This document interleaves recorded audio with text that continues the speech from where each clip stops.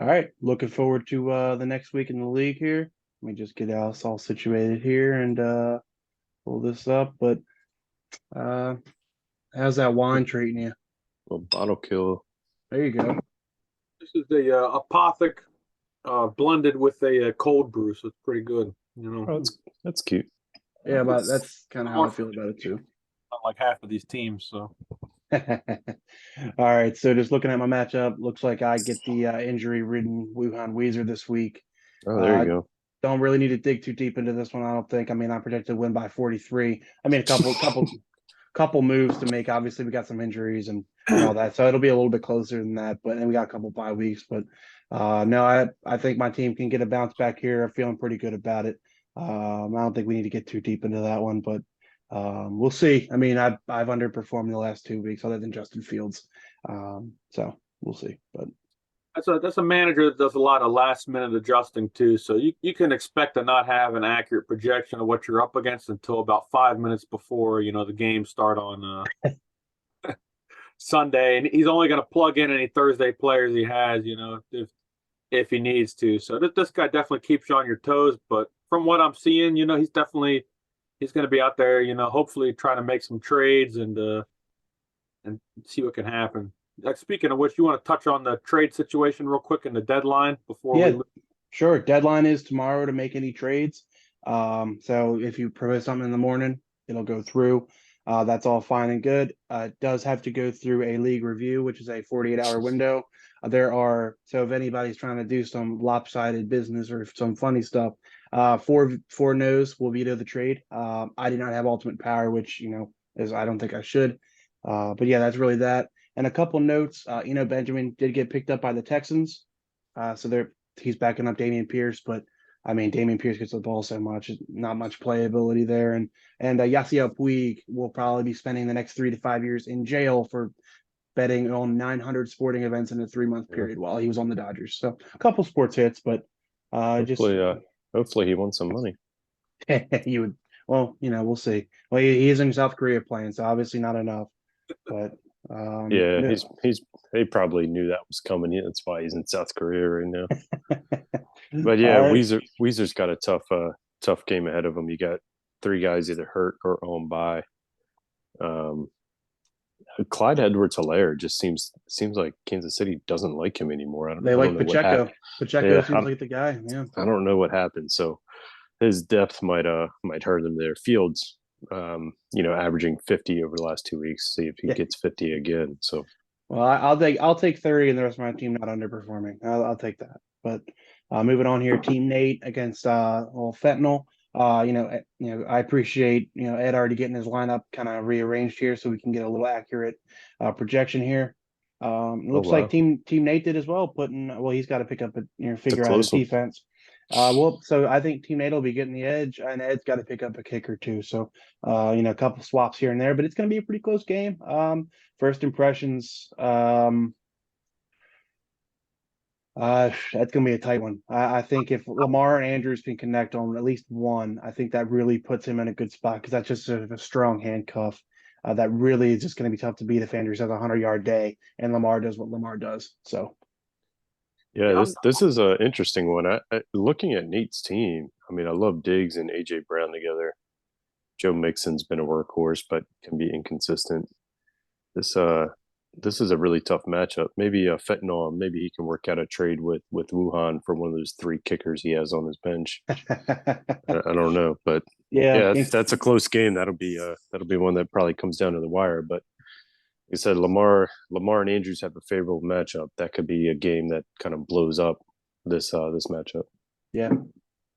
yeah. This is, and then I think with the whole Dak thing, I think that Dak might actually even outscore that because this is going to be a shootout between Dallas, Dak hitting Lamb, and then Minnesota, as we saw last week. These are going to be some high passing teams right here. So you Yeah, and can't. Minnesota really has been winning a lot of games. They're 8-1, so odds are Dallas is going to be playing to put up a lot of points. So they do have the two-headed monster back with Zeke and Pollard, but Zeke only helps Ed there. But Pollard's a beast. But if they let Dak air it out, he's shown that he can do it, but he's probably not best fit for an offense that throws the ball 35 times a game, just Yeah. based off his play style. But I just off first impression, just based off of the pure matchup of that the Ravens have Carolina this week, I really do expect huge games from Andrews and Lamar. I just think that might be 60, 65 points between those two. If Greg Roman doesn't decide to screw it up. So, but we'll just have to wait and see on that one. But I tend to lean Fentanyl here to get to 6-5. But, all right, moving on. Finally getting what? Oh man, Rock Boys luck continues as we have Geno Smith on bye. So we'll see what he does for his free agency. I do know Interesting. Chef Russ is out there. I mean, he drafted Chef Russ. Does he feel a reunion is in order to That's kind of right. get the job done? But yeah, Rock Boys. I mean, fully stacked, strong lineup. Yeah, I mean they're looking like a team that actually, if guys project out to what they're supposed to be doing, and it looks like he's going to find his way into another win. Yeah, I'm going to have to agree with you. I think the saving grace for Rock Boys this week is that Tua's out, so he's forced to play Murray, and I think that's going to end up being pretty rewarding for him. So a manager that tends to stray away from Murray, but Murray's definitely a weapon to be reckoned with, and then you got some big names in there too. Kelsey and on, and when you're looking at Team Future, you got Cortland Sutton over there, and Sutton has just been like worthless this whole season. Also, I will say he got the ball this week. Russ started looking his way, and he made some phenomenal catches. So we could be seeing a little redemption tour for Cortland Sutton. He's up against too, Vegas. So there's a good chance that this might be his breakaway game. If that happens, you'd be looking at a closer game. But the thing that's going to kill him here is the lack of depth for quarterback. He skipped out on having two, and this is that week he's going to pay for it. So we'll see what happens. Normally a team to be reckoned with, but I'm going to have to lean Rock Boys on this one. Yeah, I think this will end up being pretty close. I mean, there's still a couple good QBs out on the waiver wire that can get you 20. Don't forget, I believe Warzone's getting released, so Kyler Murray, you can probably drop 5-10 points just right there on him. Good point. That's why projection's below his average, probably. And for Bucher, he's got a couple interesting receivers on his bench. You got Allen Robinson with Cup going down, and Deontay Johnson. Pittsburgh seemed to show some life last week, so maybe he makes a move, maybe not. Rondale Moore's actually done a really nice job the last few weeks, but yes, he has. Yeah, this is an interesting one. Both 6-4. This is actually probably going to be a really big matchup on who wins this. Yeah, this is probably the statement game of the week, yeah, for sure.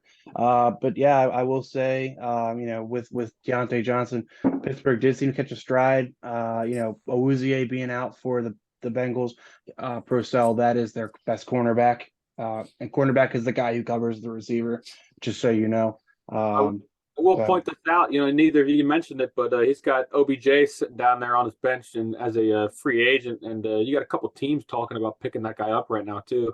He'll probably be signed in the next couple of weeks and get out of here probably from time for the playoffs. So, it could be a plug and play, but I mean it's pretty risky to do towards ACL less than a year ago. You never know how guys bounce back, but yeah, it seems to be a game that's really gonna be interesting. But I mean, pretty much. Yeah, I think there's a lot of boomer bust here. Tough matchup for the Cowboys against Minnesota, though. It's a good team. Just moving on here. I think I lean Rock Boys as well, but that's going to be a close one, I think.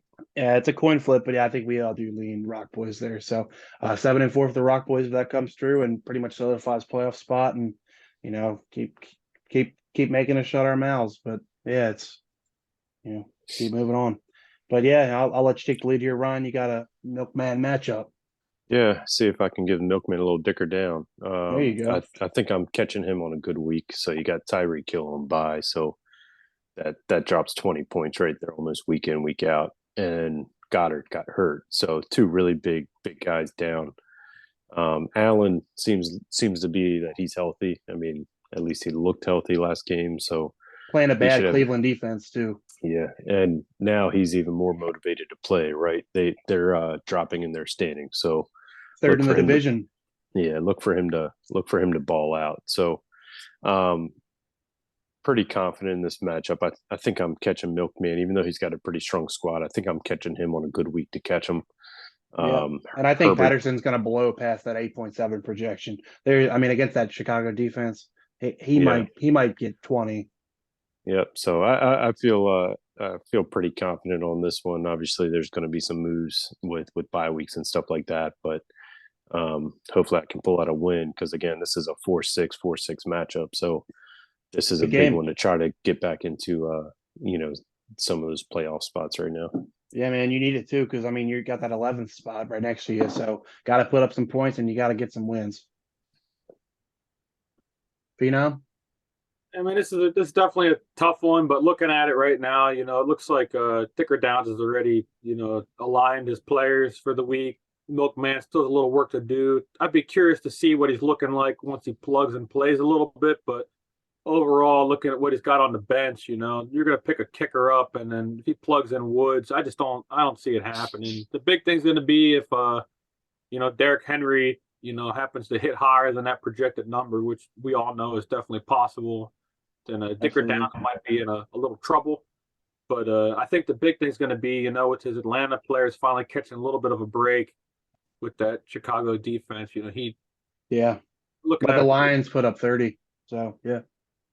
So the big thing's going to be, you know, what does DeAndre Swift do, you know, in that flex position, and then is there something else we can do to plug and play? But he's got Tucker coming back, and we know Baltimore's putting up, you know, it's going to be a bloodbath down there. So he's going to get a, you know, I think what he's projected for or more out of that kicker too. So I Yeah, mean, the Ravens love to mess around and underperform against really bad teams. So, Yeah, and it is the Baker show again. So we shall see. But just props to you, Ryan.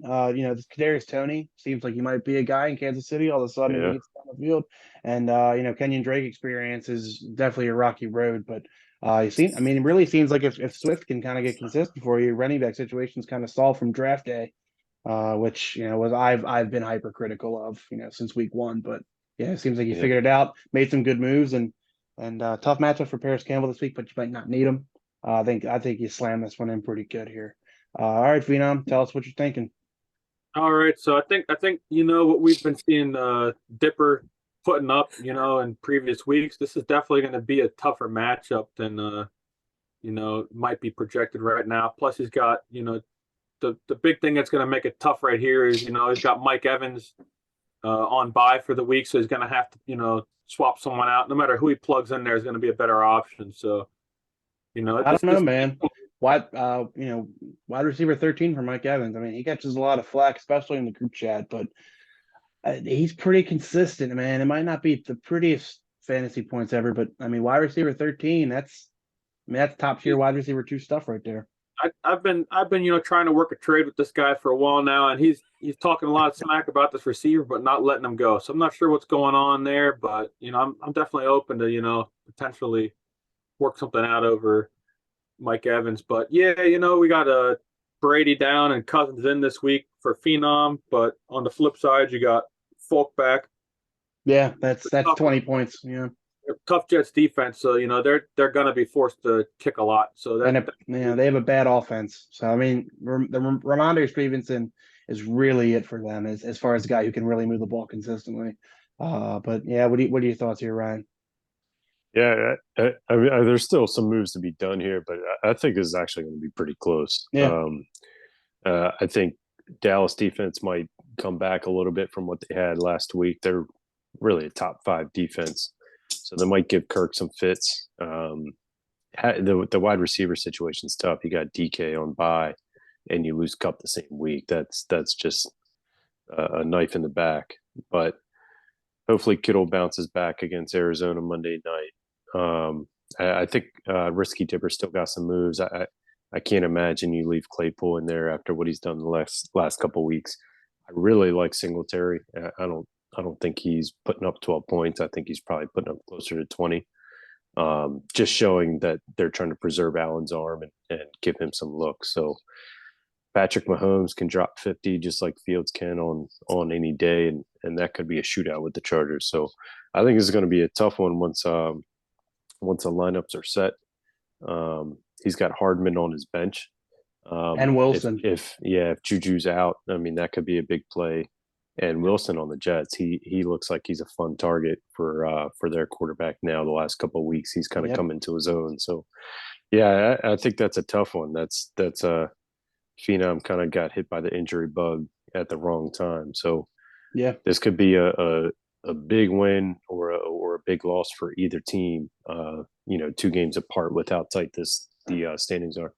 Yeah, and just to look at this real quick, I mean, I think it might come down to what the running backs do. I mean, you look at Chubb, number 1, number 4, Saquon, and Singletary, who's shown life, who I've been down on since week 1, but seems like with Allen's elbow, seems to be the guy that's going to get the ball now. And Aaron Jones, number 9, showing flashes. So, I mean, if you can get a little bit of production out of here, plug a couple guys to plug in here, you have some options. Rashad Penny is on the IR here, so that's good. So that's an open bench spot.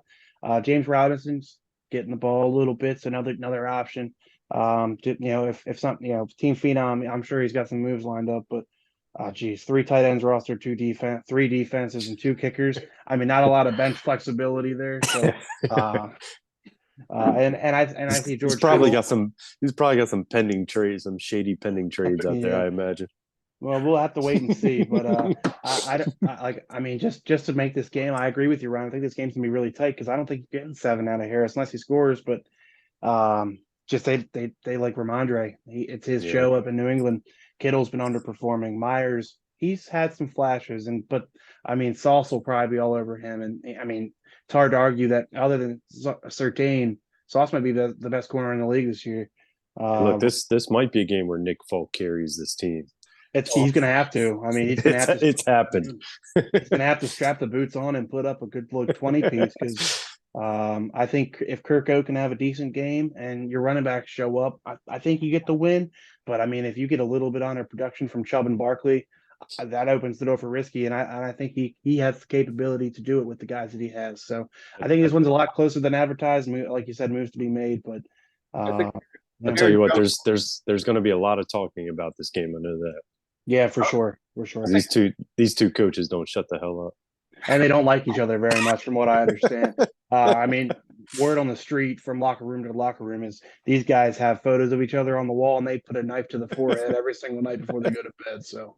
It's gonna be a really big grudge match here, and I think we're gonna be hearing about it for the rest of the week, and then whatever happens after Sunday and Monday, we're gonna be hearing about it for the rest of the year after that. This may be the biggest matchup of the entire season. So. This feels like a divisional Ravens Steelers matchup. Yeah. I will say that I'm expecting more out of that guy than I think he's getting credit for, because against Tennessee's defense too.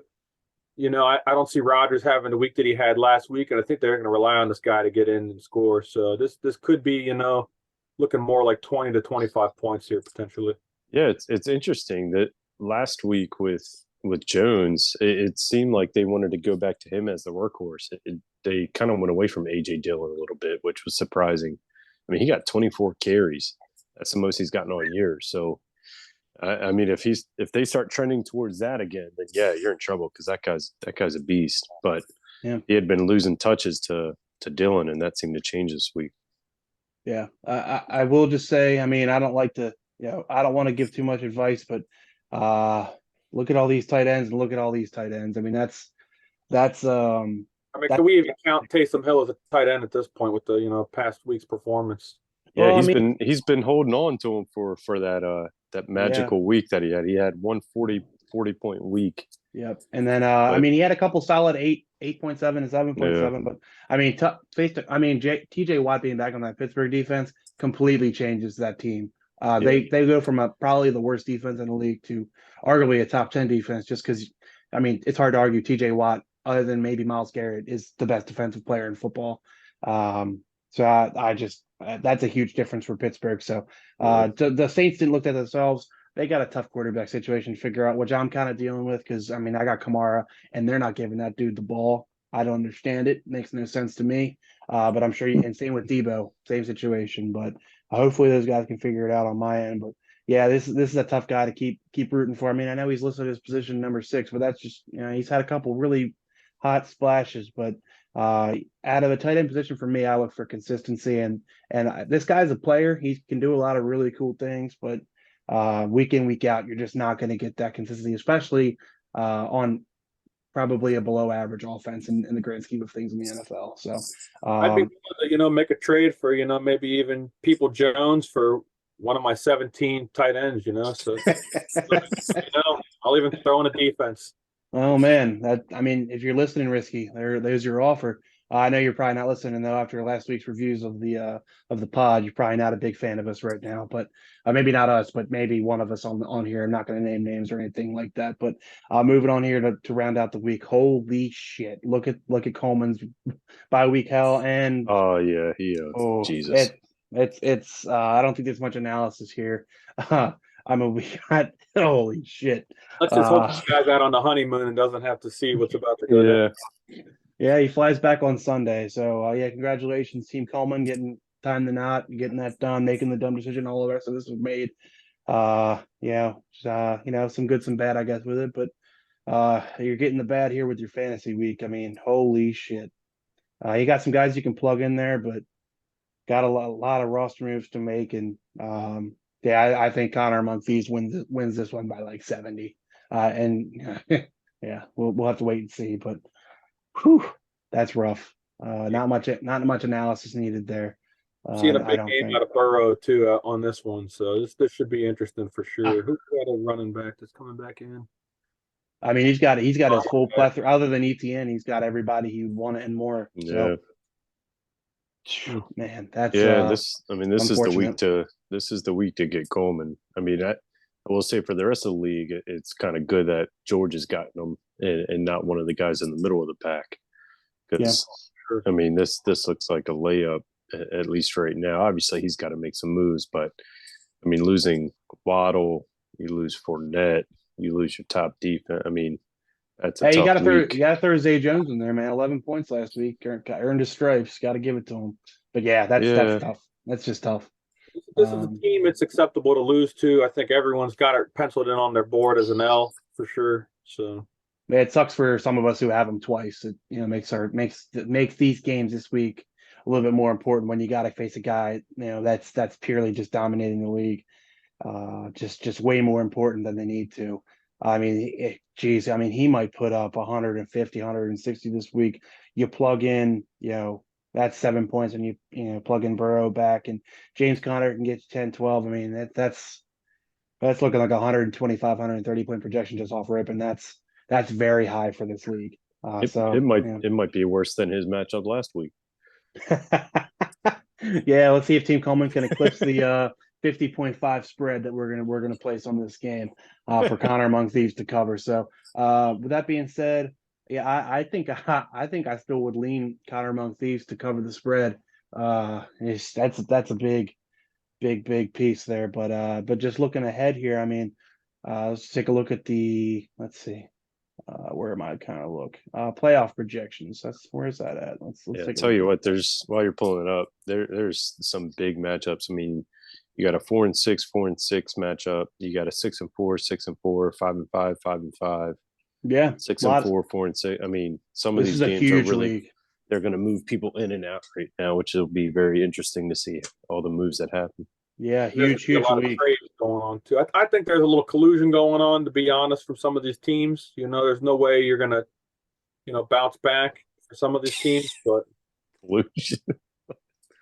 I mean, I don't know what quite you're saying there. I mean, I don't get where you're going with there, man. I mean, the worst team in the league is 3-7. But like I said, he's one game out of the playoffs, and he's a projected winner right now. There's some moves to be made, but he could very well find a couple things go the right way. He's in the playoffs next week. Look at that, Mixon and Diggs right there, and Prescott. If Dak has a good week, that's a solid lineup right there.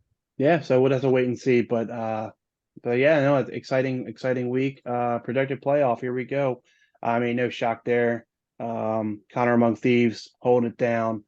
There's Phenom. I don't expect to see him in the 2 slot with Cup being down. I just think I think he makes the playoffs. I know you might be looking at me a little bit funny there. I'm thinking like 6 or 7, at best, at the rate this team's going. So I don't see the kickers and defenses, carrying his team much longer. I see a drop. I think he's still going to get into the playoffs, but definitely not at the number 2 or even number 3 spot. So I think we're looking at, a matchup probably against, either Fentanyl or maybe even what do you call it? Risky Dipper. I think Risky Dipper is going to climb his way in there, to be honest. And Yeah, Yeah. I wouldn't be surprised. I wouldn't be surprised if Dicker Downs makes it into there too. Milkman, solid team and all, but he's just been getting beat up. I think it's possible to see that team, potentially drop in or out, and then also, the Weezers. We'll see. But Yeah, that bottom cusp. I mean, I'm 6 right now, and I feel pretty good about my team, but I mean, record is what it is, and I'm the 6th seed right now, so I could very well drop too. And to Yeah. your point, Risky is a guy that like we talked about. I think he can get in there, and Team Coleman. I don't think there's much hope there, so that one might be like pretty solid. Out of the realm here. next to that one. Yeah, that's really, to me, that's really the only team that I'm like, man, that's going to be really hard to climb out of the hole because, I mean, both these guys are good and Risky's moving. Wuhan might find himself on the outside looking in.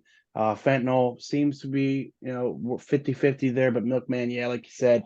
But the only clear cuts that I think are going to probably solidify themselves just where they are and with their matchups. I think Connor, Rock Boys just with matchups and Bucher really are the 3 teams to me that are going to probably take the top 3 just based off where they have themselves positioned right now and with the outlook for the rest of the season. So I see Rock Boy sliding into that number 2 spot potentially. He's been sealing the deal on these games for sure. We might bust on this team a little bit, but I think his he's holding on to his players. He's got some studs in there, and it's working for him. So yeah, 6-4. No, damn, it's pretty funny that 6-4 is not the number 2 seed, and 4 and 6, 2 games behind is the 8. Frank, Yeah. I mean, look, 4 and 6 is the 11. I mean, we're tight, man. It's exciting, but anyone's league still for the most part. absolutely. What any thoughts here to add to that, Ryan? Yeah, I think George is easily head and shoulders above everyone. I think Rock Boys is right there. I mean, Tua, just no one expected that this year from him. Everyone thought he was just going to have a terrible year and they would figure out a quarterback change. Right now with injuries and some of the matchups, I do think Milkman and Weezer are probably going to drop out over the next couple of weeks just because of some of the injuries they got. I do think I'll slide in there and probably Risky Dipper. I more I look at Risky Dipper's team, I think he's going to win some games. Yeah, Sliding in. I mean, he's strong, man. I think he's strong. Yeah. The last couple of weeks may come down to who has to play George's team, and maybe who has to play the Rock Boys team, right? Because right now, if anybody goes up against George, you're losing. It just is what it is. Right? And I might find myself on the end of that one for sure. Right. So still a lot of moves to be made. I mean, just after this week, these standings are going to change drastically. So it'll be really interesting to see how people move around. I mean, your number, 3 seed could drop all the way down to, 5 or 6 and vice versa. You could have a completely different standings, next week. Yeah. Well said. I'm curious to see what all trades we get in and, potentially even do a trade overview once these guys, get Yeah, their nothing going on right now to review. Like I said, deadline's tomorrow, but we'll have to wait and see on that. But yeah, man. I haven't had any luck with the trades in this league so far. Everyone just seems to go so lopsided, and they really want an arm and a leg for a toe out of you. So I don't see myself getting any good trades in, but I wouldn't be surprised if we see some behind the scenes stuff with some of these teams. Yeah, I've seen some of your trade requests. I'm not surprised they haven't gotten accepted. We want to share an example? I know there's communication going on behind the scenes on some of these trades. Yeah, I had I sent Nate one trade I thought was pretty fair, but he declined it or he didn't see it. I sent one the other day, didn't even respond. Yeah, well, Hey, look, you have some movable assets over there, buddy. But now that you lost Cup, I mean, you might have to move one of those top running backs to get something. You know what I mean? You're deep at running back. I don't. If you're sending me a trade request, I'd be asking for one of those. But I don't think I'm doing any trades at least right now. I haven't really kind of set anything up.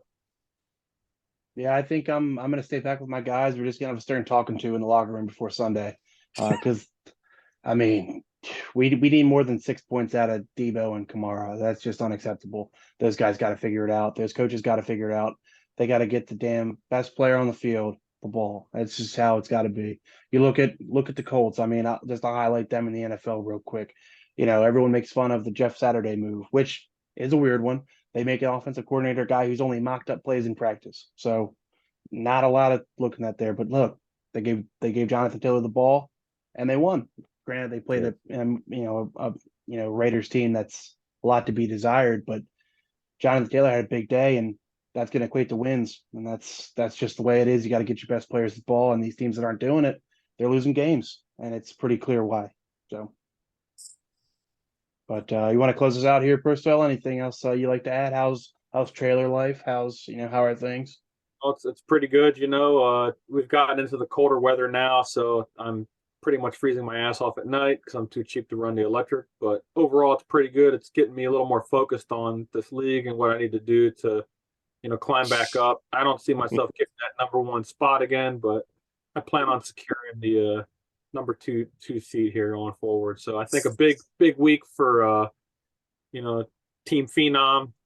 As far as opposition goes, hopefully things trend the way they've been this season and not the way they're going, because if they do, then I might just be climbing down that ladder. So Yeah, we didn't really talk about you much, but yeah, you're coming off what, 2 losses in a row where you put up less than 90 points. it's just one loss in a row. I won the week prior. Oh yeah, you did, but you only put up what, 80 something, maybe 90. Didn't put up a lot. Win is a Win is a win. win. You're right. You are right. But yeah, you faced that Wuhan team that didn't put up a big fight against you, but There yeah, you man. go. I mean, yeah, your team's got to definitely figure out what it's doing. You might need to start talking to as well, from the Bald Commando down there in Team Phenom's headquarters. But happy for you to join us, Ryan. Hope you had fun. Yeah, absolutely. Thanks for having me. Yeah, Definitely a better sport than some of the others we've reached out to. So thank you for joining us.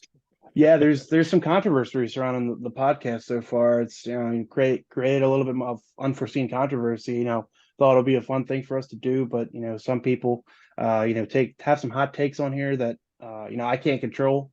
So it's just one of those things you got to roll with. But yeah, so with that being said, any hot takes before we get out of here, Bristol? Stir up some controversy.